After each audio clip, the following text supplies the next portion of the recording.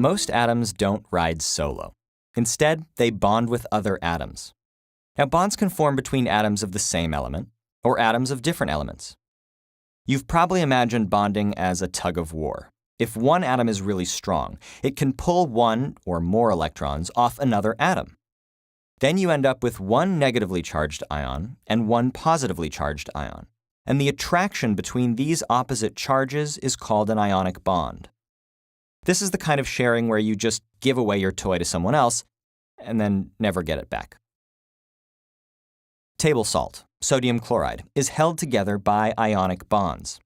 Every atom of sodium gives up one electron to every atom of chlorine. Ions are formed, and those ions arrange themselves in a 3D grid called a lattice, in which every sodium ion is bonded to 6 chloride ions, and every chloride ion is bonded to 6 sodium ions. The chlorine atoms never give the sodium atoms their electrons back. Now, these transactions aren't always so cut and dried. If one atom doesn't completely overwhelm the other, they can actually share each other's electrons. This is like a potluck, where you and a friend each bring a dish, and then both of you share both dishes. Each atom is attracted to the shared electrons in between them, and this attraction is called a covalent bond. The proteins and DNA in our bodies, for example, are held together largely by these covalent bonds. Some atoms can covalently bond with just one other atom, others with many more. The number of other atoms one atom can bond with depends on how its electrons are arranged. So, how are electrons arranged?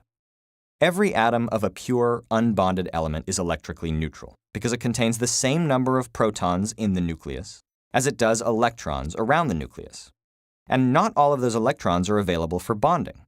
Only the outermost electrons, the ones in orbitals furthest from the nucleus, the ones with the most energy, only those participate in bonding.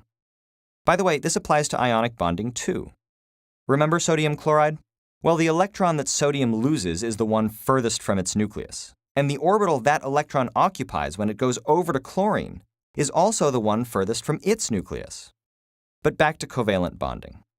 Carbon has 4 electrons that are free to bond, nitrogen has 3, oxygen 2.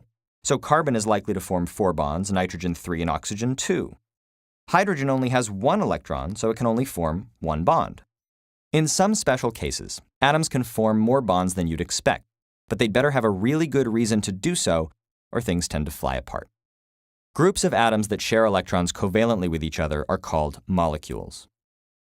They can be small. For example, every molecule of oxygen gas is made up of just 2 oxygen atoms bonded to each other. Or they can be really, really big. Human chromosome 13 is just 2 molecules, but each one has over 37 billion atoms. And this neighborhood, this city of atoms, is held together by the humble chemical bond.